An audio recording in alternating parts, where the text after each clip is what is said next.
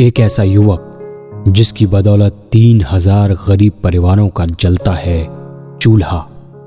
साथियों, आज हम गोरखपुर के एक ऐसे युवक की रियल कहानी लेकर आए हैं जिसका बचपन संघर्षों भरा रहा है। उसने परिवार चलाने के लिए 14 साल की उम्र में रेहड़ी लगाकर अपने पिता की आर्थिक मदद की, जिसके कारण वो कक्षा 8वीं से आगे की पढ़ाई न कर सका। लेकिन फिर भी उसने हार नहीं मानी। उसने लुधियाना व मुंबई शहर में जाकर मजदूरी की, लेकिन समाज सेवा की ललक ने उसे पुनः अपने गांव बुला लिया।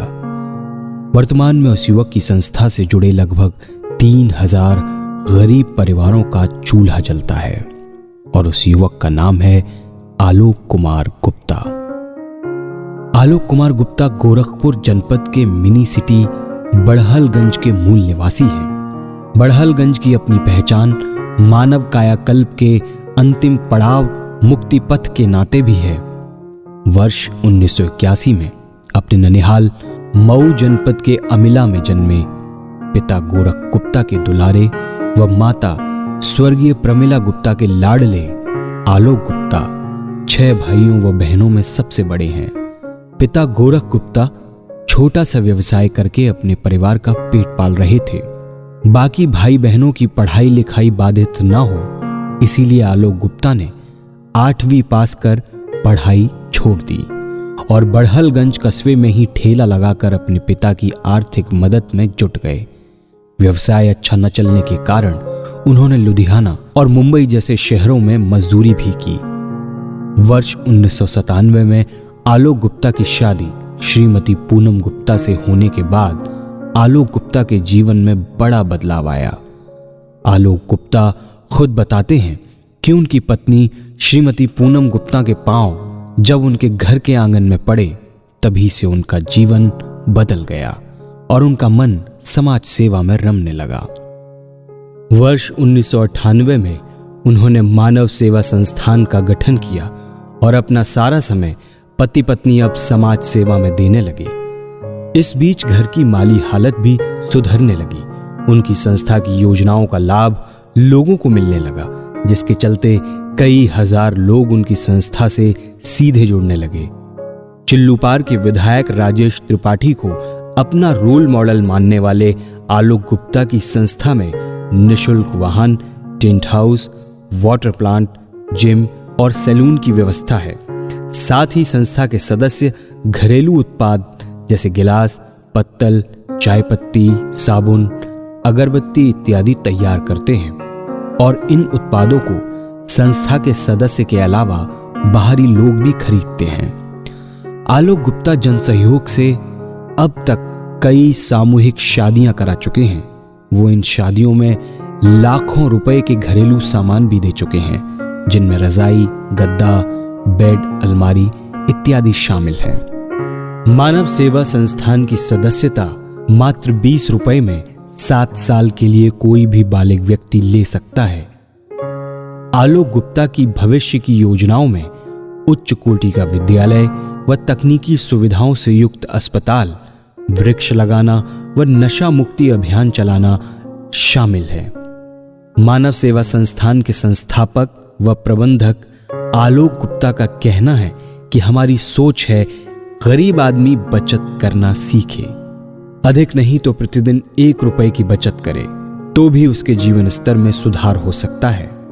आलोक गुप्ता कहते हैं कि राजनीति में युवाओं का आना बेहद आवश्यक है और ये समाज सेवा का बेहतर विकल्प भी देता है।